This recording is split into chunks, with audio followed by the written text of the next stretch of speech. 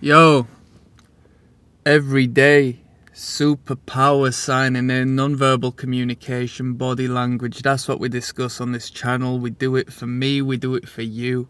We do it for the information that is a necessity to communicate efficiently and effectively in 2023 on planet Earth, alright? So, this is a continued look into job interviews, although, don't leave me yet, okay, this is also going to apply across the board in all of your communications, and you're going to be able to assess this to a minute and a very large scale.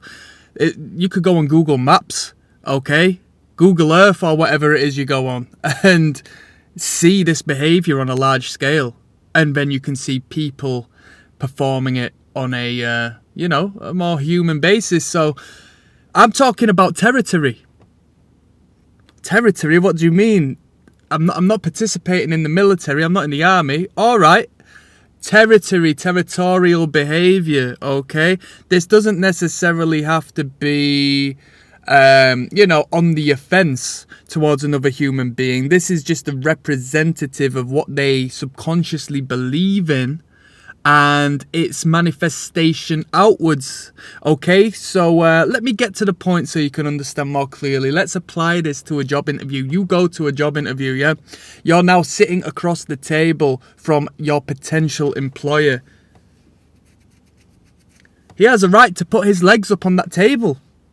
Would it be inappropriate? Yeah, quite potentially from his end. I don't know why he'd be doing it, but you're not going to argue against it because he's the boss, or you want him. You are pursuing for him to be the boss. If you did that, on the other hand, that wouldn't be a good idea.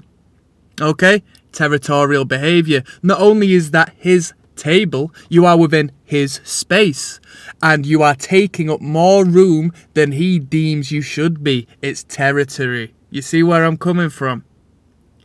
You want to make some notes. You come in with your paperwork and a pen and a drink, maybe, okay?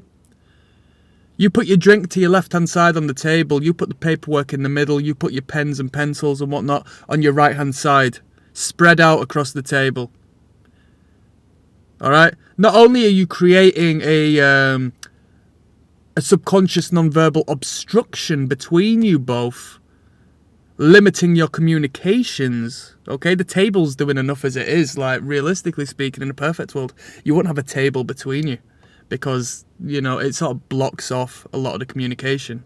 Or subconsciously speaking, it just creates a distance between you both where you can't familiarise to the degree you could do without. But you are creating a barrier and also taking up more space on that table that you could do. If you've got a bottle of water, right, you don't need that on the table, full stop. You shouldn't have brought that to the interview anyway, but we're saying it just for territory's sake. That bottle of water, you could just pop on the floor out of sight under the table, alright? Or in a, not in an optimal sort of situation, but if there was a chair beside you, just pop it on the top of the chair. Like, let's say it's a water bottle, it's not like an open bottle that could spill her out.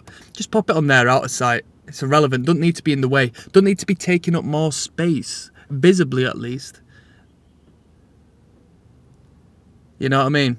So, pop your pens and pencils on your paperwork on the table outside of the way, like on the left hand or the right hand side, so you're not obstructing you and the boss. You see where we're coming from now? Now, let's talk about Google Maps. Let's talk about going to London, yeah? I'm familiar with London. I go to London, and then I can look at the sky. Let's say if you're American as well, I've got a big demographic in America. You go to New York City, right? Skyscrapers, skylines. Who owns them skyscrapers? Who has commissioned the building of them skyscrapers and whatnot up in the sky? Have they put their name on it? Is there a brand on it? That's territory.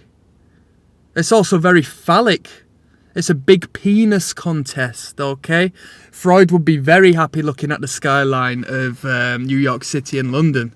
I mean, some of them, you should Google the gherkin in in London.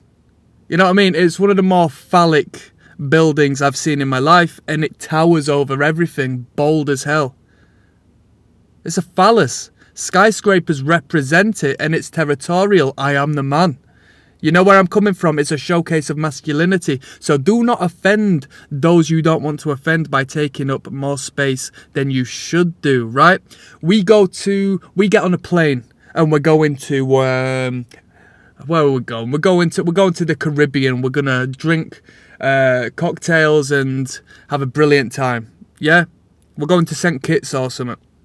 When we're on that aeroplane and you're sitting next to a stranger, who's got territory over that middle armrest? Who feels like they have the right to have it? And are you going to step on any toes by taking it?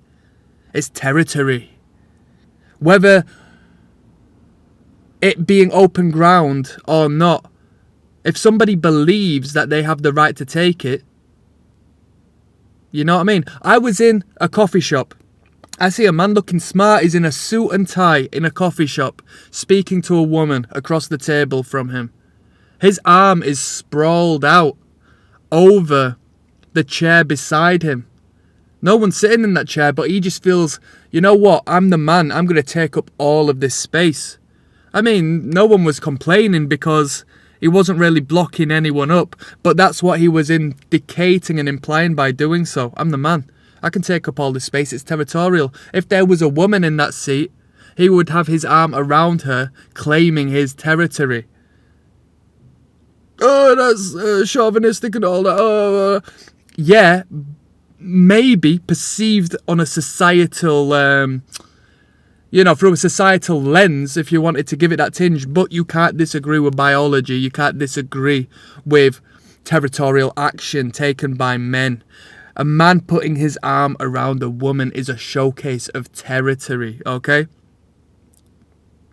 Vehicles. If I park my car in between two, parking spots, you may look at me like I'm silly and for parking so badly, but I might have done that as a means of taking up more space than necessary, purely because I believe I have the right to do so. If you look at people who park between two parking spaces, they tend to have nicer vehicles than those who don't. It's very bizarre, because they don't want people getting too close to their vehicle, and they feel they have the right to do so. You see where we're going? It's alright, this, innit? You'll see this. You will see this. Look at how much space. Look at who has the bigger office. Look at who has the more space taken up on the table with their knives and forks and plates and condiments and so on and so forth. Who's got the bigger house? Who's got the bigger garden? Who feels like they have the right to be more invasive? It's territorial. I hope you enjoyed this one. Yo, click subscribe, people. Come on. I'm signing out.